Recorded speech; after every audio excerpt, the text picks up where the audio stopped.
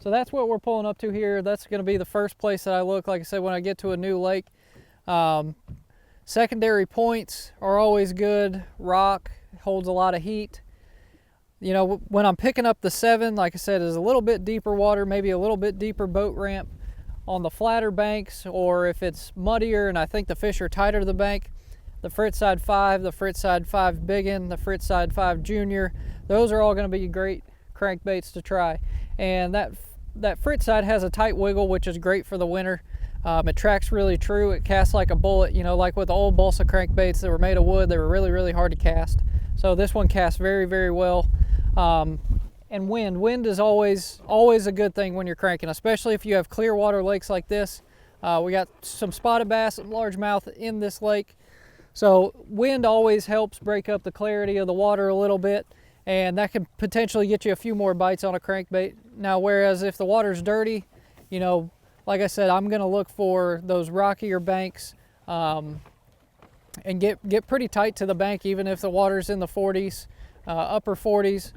Some of my best crankbait days have been in 47, 48 degree water, up tight to the bank. The water's cold, muddy, and when you're doing that, you just want to slow down your retrieve. But what we got here, we got some clear water, so I'm gonna burn it pretty quick.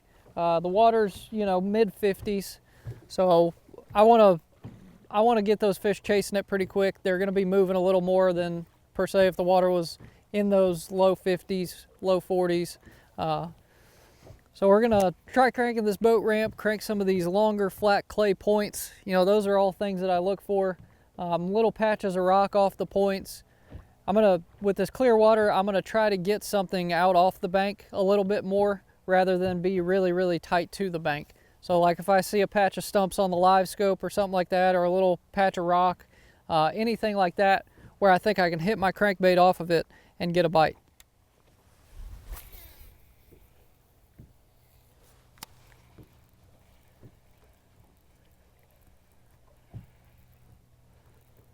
Like I said, the Frittside casts really well to be a flat-sided bait.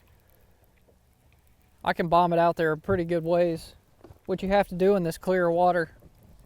And colors, I play around a lot with colors, especially in the winter, kind of in that winter transition mode. Red is always good, some kind of brown, a brown crawl. Now if they're feeding on shad, obviously like a morning dawn Frittside is a great color to throw.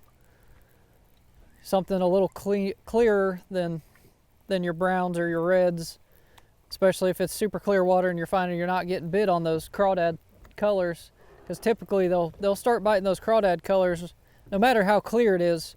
Once that water temp falls to the correct water temperature, they'll start biting it once it gets a little colder.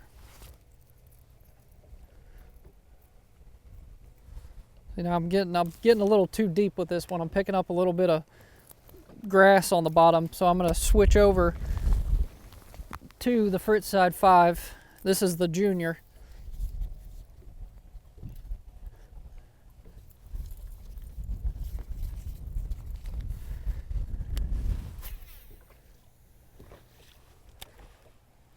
And even the Junior, I can get it out there really far where I need to get it. Crankbaits I'm going to be throwing on a 6-4-1, either an MGX or an ALF.